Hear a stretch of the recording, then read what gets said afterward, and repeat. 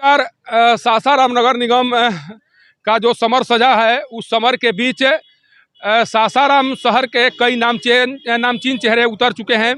उनके द्वारा कोशिश की जा रही है कि सासाराम में इस बार ऐसे प्रत्याशियों का चयन हो जिसके बदौलत सासाराम शहर का तस्वीर और तकदीर को बदला जा सके। आप इस तस्वीर में जिन चेहरे को देखेंगे, ये चेहरे अधिकतर समाज सेवा करते हुए नजर आता है और लोगों के सुख दुख में ये हमेशा शामिल नजर आते हैं।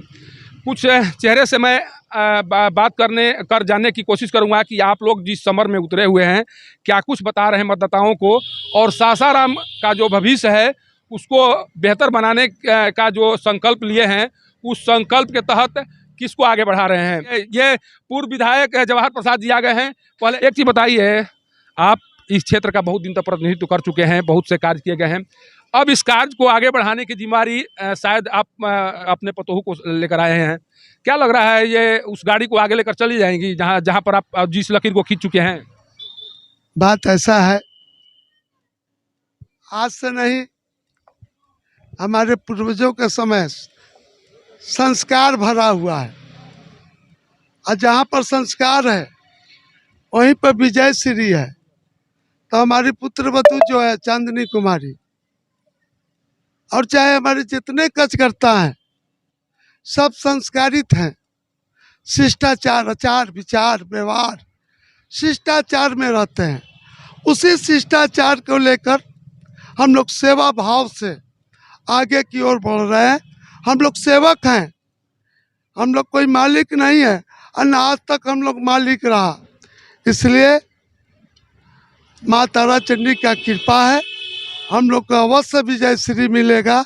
मैं इतना ही चीज लोग जानना चाह रहे हैं। अभी चांदनी कुमारी जी से बात हुई तो उनका कहना है कि हमें काम करने की पूरी आज़ादी अभी तक मिली है और आगे भी मिलेगी। लोग जानना चाह रहे हैं कि अगर मान लीजिए उनको मेयर बना दिया जाता है तो परिवार के जितने भी पुरुष सदस्य हैं उनके द्वारा काम में हस्तक्षेप तो नहीं किया जाएगा? अरे ऐसा कैसे हो, हम लोग अनुशासन में रहने वाले व्यक्ति हैं, और चांदनी कुमारी भी अनुशासन में रहेगी, और समय का कीमत जानेगी, और उस अनुशासन में हम लोग हस्तक्षेप कैसे कर सकते हैं, इस सवाल नहीं है। अच्छा, जब भी आपसे बात करती होंगी पतोहू, आपसे पूछती होंगी कि किस तरह का विकास अभी तक किया गया, क्या कुछ करना है, क्या सलाह देते हैं उनको कि सासाराम शहर में कौन सा कार्य किया जाना चाहिए, किस क्षेत्र का विकास ज़्यादा होना चाहिए, ये सब क्या कुछ बताते हैं उन्हें? मैं यही कहता हूँ, तू जनता जनार्दन का सेवक बनेगी, और जो सेवक रहेगा वो हर एक पहलू पर विकास का कार्य करेगा। यानी आप एक सेवक के तौर पर इनको चुनावी मैदान में उतारे हैं, चांदनी जी को, और चाह रहे हैं कि जिस तरह से हमारे द्वारा सेवा किया गया, चांदनी कुमारी भी उस पद पर पहुंचकर लोगों का सेवा करें। यही कहना चाह रहे हैं। ये पूर्व विधायक जवाहर प्रसाद जी हैं, जिनके कार्यों को आप बहुत दिनों तक देखते आ रहे हैं, और एक बार फिर ये चाह रहे हैं कि जिस तरह से मेरे द्वारा जो कार्य किया गया, जो कुछ बचा है उस कार्य को इनके जो पतोहू हैं, जो चांदनी कुमारी चूंकि मैदान में उतर चुकी हैं, और जिस तरह से उनके द्वारा बात अपने लक्ष्य को बताया गया वो काफ़ी उम्दा लक्ष्य है।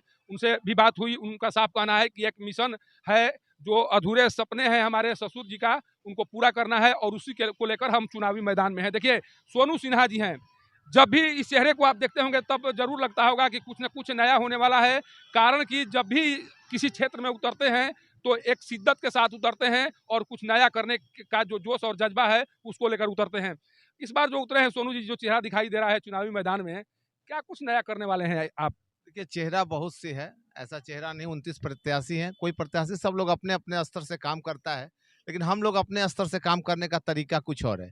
हम लोग जमीन से जुड़े रहते हैं, इसलिए कि मतदाता मालिक है, और हर लोग जब तक हम अपने प्रत्याशी को हर गलियों शहरों में हर नहीं ले जाएंगे, क्योंकि नहीं है, उनके ससुर जी हर क्षेत्र से वाकिफ हैं, लेकिन उन्होंने बताया कि उनकी अधूरी सपना है, बहुत से कुछ कार्य बाकी हैं, कुछ निचले स्तरों से कार्य करने का इस बार प्लानिंग है, क्योंकि जो निचले फुटपाती हैं, कुछ गरीब मजदूर हैं, कुछ जो निचला स्तर समाज के लोग हैं, उन समाज को ऊपर लाना है। बहुत से काम बाकी हैं शहर में, उस कार्य को लेकर हम निकले हैं। हम लोग का मिशन है इस बार सासाराम का विकास, इस बार सासाराम का उद्धार, इस बार सासाराम का हर क्षेत्र में उद्धार। ऐसा नहीं है कि सामाजिक कार्यों में जो रोड नली गली से कुछ अलग हटकर कुछ बातें चल रही है जो सामने हम लोग के घूमने पर पता चल रहा है, क्योंकि इस बार नगर से कुछ अलग ग्रामीण क्षेत्र भी पहली बार इस नगर निगम में जुड़े हैं। बहुत सी समस्या देखने को मिली है। इस समस्या को निजात दिलाने के लिए हम लोग चांदनी कुमारी के साथ में हैं और निश्चित तौर पर विजय हासिल है, क्योंकि मेरे साथ कोई लड़ाई मैदान में है नहीं। अच्छा, यही हम जानना चाह रहे हैं कि 29 प्रत्याशी मैदान में हैं। आप चांदनी कुमारी में क्या खासियत देखे या क्या कुछ लगा कि नहीं चांदनी कुमारी को आगे ले जाना चाहिए? देखिए, चांदनी कुमारी जी जो हैं, मैं हम लोगों ने पहली एक मीटिंग की थी, उनकी बात और विचार, उनका जो बोलने का अंदाज है, उनको जो समझने की अंदाज है, वो बहुत ही निहायत ही है, क्योंकि हम लोग शुरू से उस परिवार से जुड़े हुए हैं और ये जानते हैं कि वहाँ जो इज्जत और भाव मिलता है, जो प्यार मिलता है, हम कार्यकर्ता एक छोटी सी कार्यकर्ता को प्यार और भाव मिलता है और भाव मिलने के कारण ही हम लोग इस चुनावी मैदान में हैं। निश्चित तौर पर आप गले मिलकर आप भी देखिए तो निश्चित तौर पर जवाहर प्रसाद और उनका परिवार, चांदनी कुमारी का परिवार एक इज्जत के साथ आपको आदर और सम्मान देने का काम करता है और साथ में विकास में जो भी ज़रूरतें होंगी, निश्चित तौर पर जो आएगी समस्या, उसका समाधान भी करेंगे।